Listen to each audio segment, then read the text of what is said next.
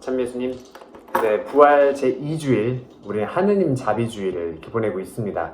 그래서 매주 부활 제2주일 하느님 자비주일 때마다 우리는 토마스의 의심이라고 우리가 제목 지어져 있는 그 이야기를 전해 듣습니다. 사실 이 이야기는 토마스의 불신이라는 이야기라기보다는 하느님의 자비에 더 초점이 맞춰져 있는 이야기입니다.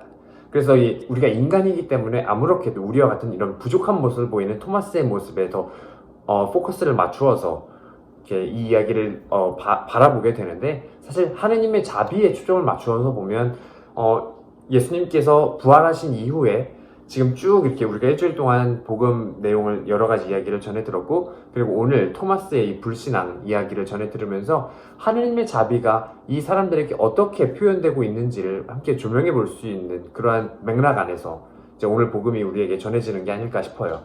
그래서 보면 토마스가 이렇게 못 믿고 있는 그런 상황에서 예수님께서 굳이 다시 한번 똑같은 상황에서 다시 한번 나타나시고, 그리고 당신의 그 상처를 보여주시죠. 근데 이 상처를 보여준다는 그 의미가 그냥 단순히 자, 내가 여기 그때 못 받겠던 이 상처야, 한번 봐, 이게 아니라, 사실 그 예수님의 그 5 상처는 하느님의 입장에서 생각했을 때는 가장 고통스럽고 가장 아픈 기억이죠. 당신이 사랑하는 당신의 창조물들이 신을 죽였던 그러한 상징으로 남아있는 그러한 상처입니다.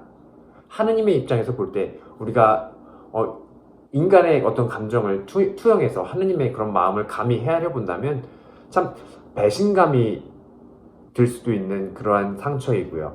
그리고 그 사랑하는 사람에게 배신당해서 죽임을 당했던, 고통을 당했던 그러한 아픈 기억이 담겨있는 그러한 상처일 겁니다. 그러한 상처를 다시 한번 들추어낸다는 것, 우리가 어떤 누구에게 상처를 받았을 때 그 상처를 다시 한번 꺼내는 게 굉장히 어렵잖아요. 그런데 예수님의 입장에서 바라볼 때 그 상처를 이 사랑하는 제자의 믿음을 위해서 다시 한번 주저하지 않고 다시 그 상처를 들추어내는 예수님의 모습입니다. 이것이 바로 하느님의 자비가 아닐까 싶어요. 늘 언제나 이제 당신 자신보다도 당신이 사랑하시는 그 사람들이 우선인, 그런 바로 우리가 우선인 하느님의 마음입니다. 그런데 이게 특별히 토마스에게만 전해진 것이 아니라, 제가 서두에 얘기한 것처럼 예수님께서 부활하신 이후에 다양한 모습으로 사람들에게 나타나셨죠. 이러한 모습들이 바로 하느님의 자비가 각각 이 사람들에게 다르게 표현되는 방식이 아닐까 싶습니다. 먼저 무덤에서 울고 있던, 슬픔에 잠겨서 울고 있던 마리아 막달레나에게는 위로를 주심으로써, 그녀의 또 이름을 부르심으로써 이렇게 그녀에게 안식을 주시죠. 평화를 주시죠.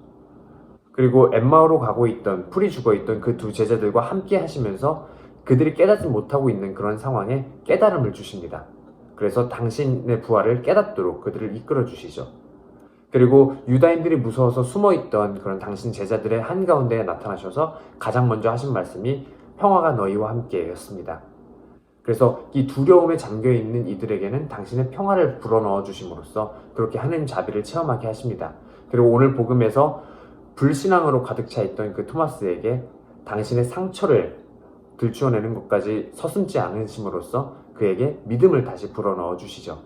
이렇게 각각의 사람에게 가장 부족한 부분을, 그리고 각각의 사람에게 가장 필요한 부분을 당신께서 알아서 채워주시는 분이 바로 하느님이시고, 그분의 자비가 우리에게 작용하는 방식이 아닐까 싶습니다. 그래서 그렇게 하느님의 자비를 우리가 온전히 더 잘 받아들이기 위해서는 나에게 가장 부족한 부분이 무엇인지, 내가 가장 아파하고 있는 부분이 어떤 부분인지, 나에게 가장 약한 부분이 무엇인지를 하느님 앞에 온전히 드러낼 수 있는 그러한 용기가 요구되는 게 아닐까 묵상해 봅니다. 우리는 그러한 작업을 성찰이라고 부르죠. 그래서 성찰이라는 것이 단순히 어떤 나의 잘못만을 반성하는 그러한 단계가 아니라, 하느님 앞에서 나에게 필요한 것을 온전히 드러낼 수 있고 나의 부족함을 온전히 하느님 앞에 고백할 수 있는 용기, 그것이 바로 성찰의 첫걸음이면서 부활 시기에 더욱더 우리가 가져야 할 그러한 자세가 아닐까 싶습니다. 단순히 사순식이나 우리가 회개, 참회에만 필요한 것이 바로 이러한 성찰이 아니라, 우리가 부활한 예수님을 더 깊이 느끼기 위한 것이 바로 이 성찰이라는 것 또한 잊지 않으셨으면 좋겠습니다. 그리고 이러한 복음의 안에서 예수님께서 나타나신 이러한 이야기들을 나의 일상생활 속으로 가져올 수 있었으면 좋겠어요. 그래서 내가 지금 이 각자가 처한 다른 여러 가지 상황들이 있죠. 그래서 내가 살고 있는 이 삶의 자리에서 어떠한 모습으로 예수님께서 나에게 다가오시는지 그러한 것을 느낄 수 있는 어떤 영적인 민감성을 곤두세우고 예수님께서 나에게 다가오시는 그런 방식을 받아들일 수 있는 마음 또한 청해 보셨으면 좋겠습니다. 아멘.